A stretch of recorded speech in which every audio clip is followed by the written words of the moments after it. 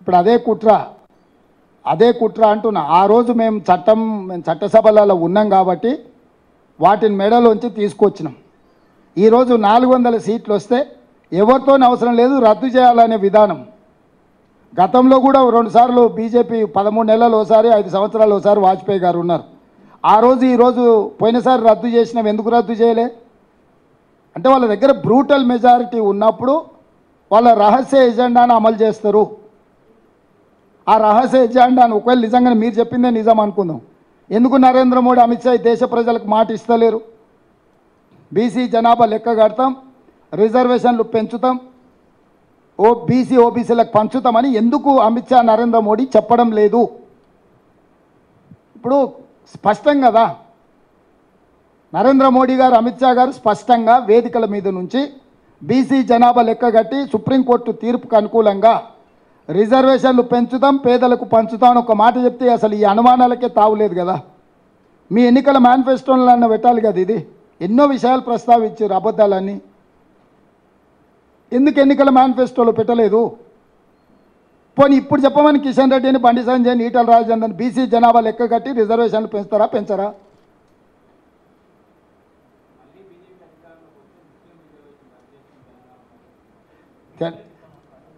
ఇప్పుడు తెలంగాణకు ఇచ్చిన రిజర్వేషన్లు కేంద్ర ప్రభుత్వం పరిధిలో కాదు, అది రాష్ట్ర ప్రభుత్వం.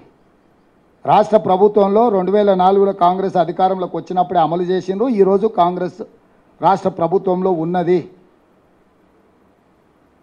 ఇప్పుడు వాళ్ళు రద్దు చేస్తానే మొత్తం రిజర్వేషన్లనే, మొత్తానికే కొండనాలికకు మంది అయితే ఉన్ననాలిక కూడా ఊడిపోయిందని మొత్తాన్ని మొత్తం కొట్టే ముందర ఇంక ఇదంతా ఏందనేది వాళ్ళు ఒకటొకటిగా రహస్య ఎజెండా బయట పెడుతున్నారు.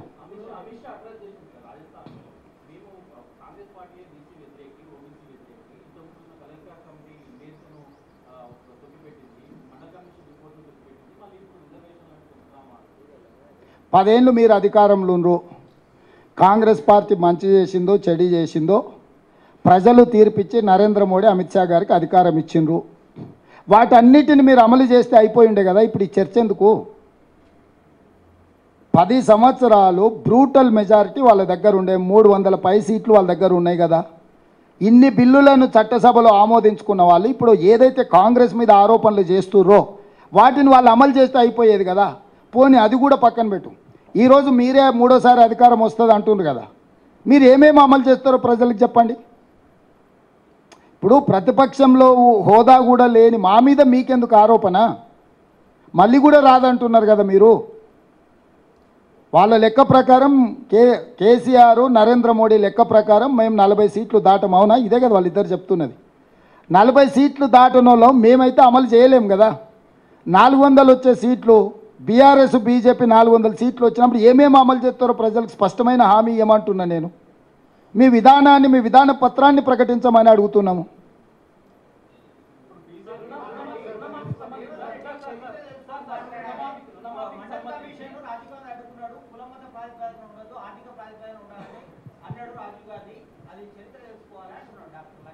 ఇప్పుడు లక్ష్మణ్ ఏమన్నాడు, కిషన్ రెడ్డి ఏమన్నాడు అనేది లెక్కలేదు.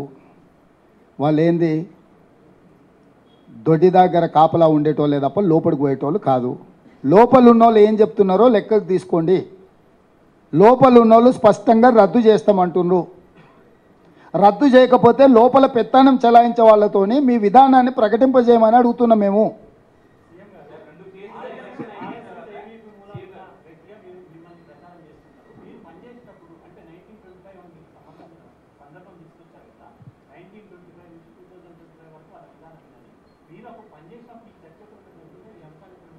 వాజ్పేయి గారు కూడా అందులోనే చేసిరు. వారు ప్రధానమంత్రిగా ఉన్నప్పుడు ఇవి అమలు జరిగినాయా? ఏ విధానమైనా మనతోని చర్చించాల్సిన అవసరం లేదు. చరిత్ర డాక్టర్ బాబాసాహెబ్ అంబేద్కర్ గారు గొప్ప వ్యక్తి, ప్రజాస్వామికవాది అని మనం అంటున్నాం. మనం ఆయనతో కలిసి పనిచేసినామని కాదు. ఆయన విధానాలను మనం చూసుకుంటూ, వారు మనకు అందించిన ఆదర్శాలను చూసుకుంటూ మనం మాట్లాడుతున్నాము. ఈరోజు ఇది రేవంత్ రెడ్డికి ఎవరితో పరిచయం ఉంది, రేవంత్ రెడ్డితో ఎవరు కలిసి పనిచేసింది అనేది ఇక్కడ చర్చ కాదు. ఆ సంస్థ యొక్క విధానము, ఆ రాజకీయ పార్టీ యొక్క మేనిఫెస్టో. సో ఇక్కడ వ్యక్తుల ప్రస్తావన కాదు, ఇక్కడ సంస్థలు ఏం నిర్ణయం తీసుకుంటే సంస్థల యొక్క విధానం మీద మనం చర్చ చేసుకుంటున్నాము. ఇవాళ ఎక్కడ కూడా నిర్దిష్టమైన ఆరోపణ చేస్తున్నప్పుడు నరేంద్ర మోడీ గారు అమిత్ షా గారు వివరణ ఇవ్వడం లేదు.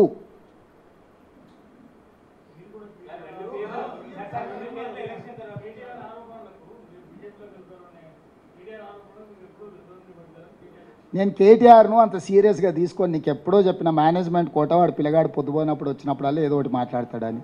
కేసీఆర్ మాట్లాడితే డెఫినెట్గా మాట్లాడతా.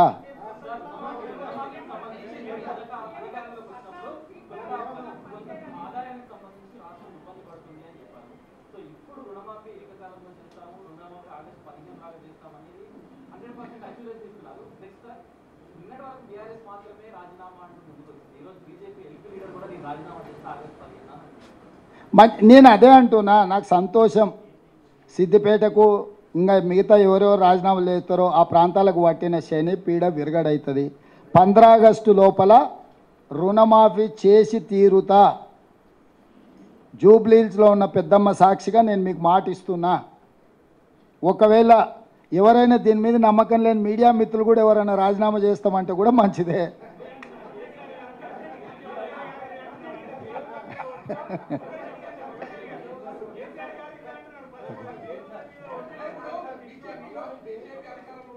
क्या हो रहा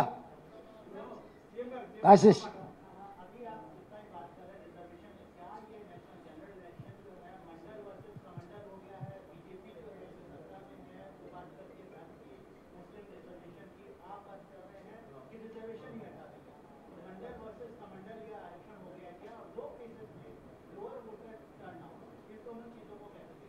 मैं एक बात साफ साफ कहना चाहता हूं, इस देश की प्रधानमंत्री और गृह मंत्री रिजर्वेशन हटाने के लिए बहुत सारे कोशिश कर रहे, साजिश कर रहे, क्योंकि उनके जो मदर ऑर्गेनाइजेशन है राष्ट्रीय स्वयंसेवक संघ, उनके आइडियोलॉजी, उनके फिलॉसफी है इस देश में बिना रिजर्वेशन इस देश को चलाने के लिए उन लोगों का सोच धारा है. इसीलिए आज वो आरएसएस के जितने भी ट्रिपल तलाक, 370 article, citizen amendment act, uniform civil code, जितने सारे उन लोगों का जो एजेंडा था पूरा इस लोकसभा में 16th एंड 17th लोकसभा में बिल्स पास किए नरेंद्र मोदी जी और अमित शाह. अब बच गए एक ही, रिजर्वेशन हटाने का. वो 18 लोकसभा में 400 सीट जीतकर 2/3 मेजॉरिटी लेकर और रिजर्वेशन निकालने के लिए ये लोग इसीलिए आज पूरा देश में घूम घूम कर इस बार 400 पार. भाई सरकार चलाने के लिए आपको सिंपल मेजॉरिटी बस है 272. पिछले बार 300, 302, 303 मिला हुआ है. अभी 400 इसीलिए पूछ रहे हैं कि 2/3 मेजॉरिटी लेकर रिजर्वेशन हटाने के लिए. हम लोग सीधा सीधा भारतीय जनता पार्टी के ऊपर आरोप लगा रहे कि आप लोग रिजर्वेशन हटाने वाले हैं, इसीलिए बीसी ओबीसी जनता की गिनती आप खिलाफ कर रहे, क्योंकि मंडल कमीशन रिकमेंडेशन के हिसाब से supreme court 9 members bench, constitutional bench 8 judgment दिया हुआ है. अगर 27% से ओबीसी बीसी रिजर्वेशन बढ़ाना है तो पहले जनाभा की गिनती करो, उसके बाद आप रिजर्वेशन बढ़ा दो.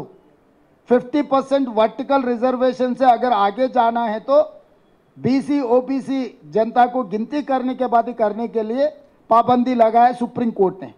इसीलिए कांग्रेस पार्टी, राहुल गांधी जी ये वादा किया, हर प्रदेश में कांग्रेस पार्टी सत्ता में है तो प्रदेश में हम बीसी ओबीसी का जनता गिनती करेंगे.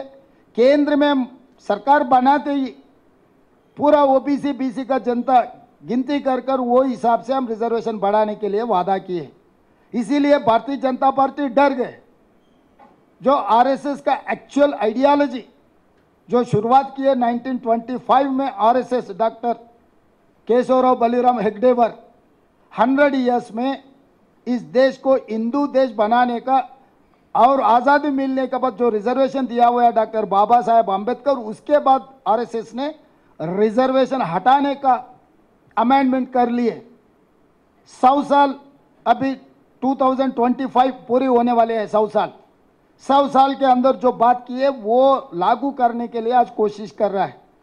इसीलिए इस देश जनता को जागरण होने का मौका आ गया. ये काली सरकार बनाने के लिए, सरकार चलाने के लिए कोशिश नहीं कर रहे। इस देश लूट कर अदानी अंबानी को बांटने के लिए कोशिश नहीं कर रहे। इस देश को और संविधान को बदलाने के लिए साजिश चल रहे। इसको रोकने का जिम्मेदारी हर नवयुवता के ऊपर है। इसीलिए हम लोग कोशिश कर रहे हैं याद दिलाने के लिए इन लोगों के सोच धारा कैसे है, ये लोग आगे क्या करने वाले हैं। आप सब लोग सोचकर इस देश में क्या होने वाला है पूरा सोचकर आप वोट दे दीजिए। पोलिंग परसेंट, कभी भी पोलिंग परसेंटेज कहीं कम हो रहा बोले तो सरकार के ऊपर नाराज है तो लोग पोलिंग परसेंटेज, क्योंकि भरोसा टूट गए सरकार के खिलाफ, अगर लोग कुछ बोलना है तो पोलिंग परसेंटेज में दिखता है। इसीलिए मेरे ख्याल से जहां सेकंड फेज ऑफ पोलिंग जो कम हुई उसके जिम्मेदारी नरेंद्र